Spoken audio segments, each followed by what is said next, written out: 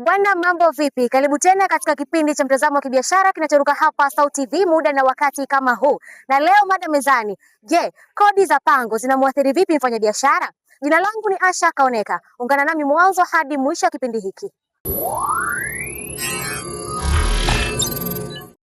Biashara yangu kwenye swala la ulipaji wa kodi ya pango ina athari kubwa.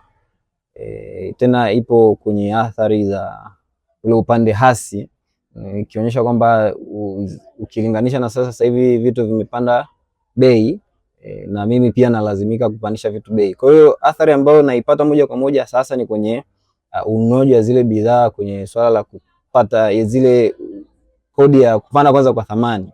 Hiyo pia nayo ni changamoto, kwa sababu nakuta bidhaa sasa hivi zinauzwa tofauti na ambavyo nilikuwa mwanzo. Kwa hiyo inalazimu mimi inapofika wakati wa kodi kuja kulipa mpaka kile ambacho ninakipata kama faida, kwa sababu ukizingatia hizi biashara zetu ndogo ndogo, na sio kila wakati mtu atakuwa na uhitaji wa kufanya kazi za stationary, ni kwa mara moja moja. Sasa kama tunavyojua wanafunzi, kwa hiyo tunakuwa tunakumbana na hizo changamoto, kwa sababu ikifika wakati wa kulipa watu wa jiji, watu wa TRA wanakuja sana kwenye kufuatilia, wako serious sana kwenye kulifuatilia hili swala.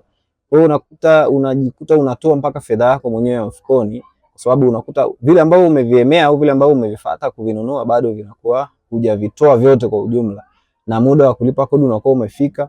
Kwa mantiki hiyo inakuwa inatuathiri sana, kwa sababu tunajikuta tunatoa hadi vile ambavyo tunahisi kwamba kwetu ndio faida kidogo ambayo itatusaidia kujiendesha kwenye maisha yetu, lakini tunavitumia kama kulipia kodi. Kwa hiyo kwa upande huo ina athari kubwa, kwa sababu sasa hivi pia vitu vimepanda bei na kuna ongezeko la thamani na kuna kodi nyingi ambazo serikali inatoza. Kwa hiyo kwa namna hiyo moja kwa moja tunaathirika sana.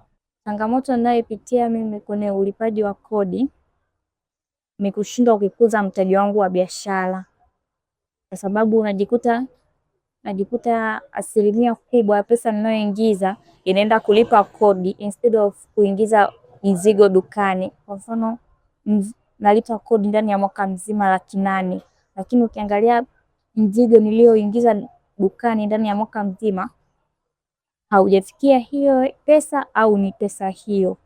Najikuta nawaza sana kulipa kodi kuliko kuwaza sana kukuza mtaji wangu. Kodi kubwa ya pango inawaathiri wafanyabiashara, hasa pale mtu anapokuwa anaanza. Kuna kitu kinaitwa kilemba. Yaani kilemba kunakuwa na mtukati, yaani unapokuwa unatafuta frame kunakuwa na mtukati pale, anakuwa hold ile frame. Sasa huyu mtukati yeye anakula, naye anataka apate chochote kitu kutokana na ile kodi unayokuja kulipa wewe. Kwa hiyo mwisho wa siku unajikuta mwenye mmiliki wa nyumba anapokea labda wewe kiwango chake ni kiasi fulani, labda ni 500,000 au ni 700,000, lakini akija akiingilia hapo mtu wakati tunasema kilemba, unakuja kutokea pale kwamba unajikuta unalipa 1.5 hadi 2 kutokana na hawa watu wa katikati hapa.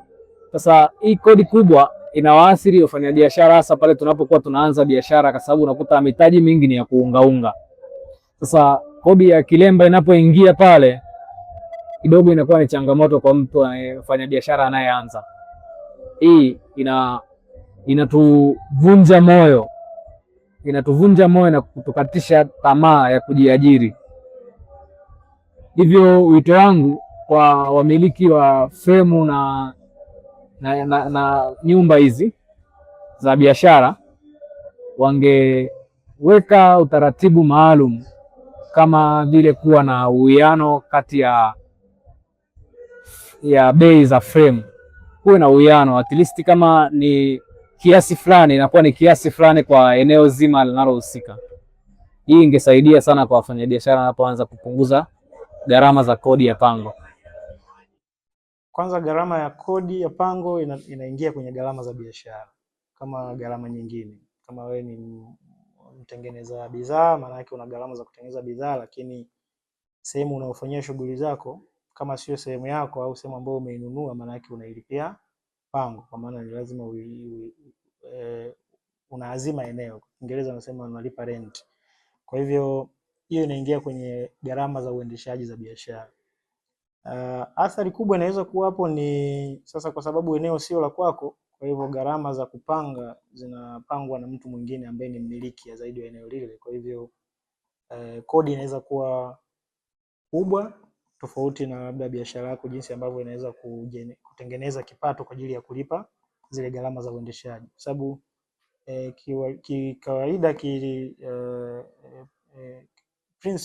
principally maana yake biashara lazima iweze walau kutengeneza fedha ya kujiendesha, hata kama haikuingizii faida kwa wakati huo, lakini walau inaweza kulipa zile gharama za uendeshaji. Kwa pango inaweza kuwa ni mojawapo ya gharama za uendeshaji na gharama nyingine za kuzalisha huduma au kuzalisha bidhaa. Kwa hivyo kodi ya pango inapokuwa kubwa kweli, kwanza ina athari yake kubwa ya kwanza, inatafuna sehemu kubwa ya mapato, ambayo ikitafuna sehemu kubwa ya mapato maana yake inapunguza kiasi cha faida cha mfanyabiashara ambacho anaweza kupata. Lakini pili, athari nyingine ya pili ni kama biashara pia haizalishi kiasi cha kutosha, fedha ya kutosha kwa ajili ya kupata gharama za uendeshaji. Maana yake mfanyabiashara ili aendelee kubaki kwenye biashara ni lazima atafute hiyo hela sehemu nyingine. Kwa inaweza kuwa inamuongezea msongo wa mawazo pamoja na stress ya kifedha, financial stress. Kwa maana yake lazima utafute hicho kiasi sehemu nyingine ili uweze kufanya walau biashara iendelee kuwa. Tofauti na hapo, maana yake mwenye eneo anaweza kunyang'anya akakutoa. Kwa hiyo kwa ukubwa naweza kusema athari kubwa ni hizo, inatafuna faida kwa sababu lazima ichukue sehemu ya mauzo yako ili uweze kulipia pango ambao ni kubwa kidogo kulingana na tofauti na kiasi ambacho unaingiza. Kwa hiyo ni vema kwa mfanyabiashara naweza kusema kuchagua eneo ambalo kidogo lina gharama ndogo ambalo inaweza ikalipwa na kile ambacho biashara inazalisha.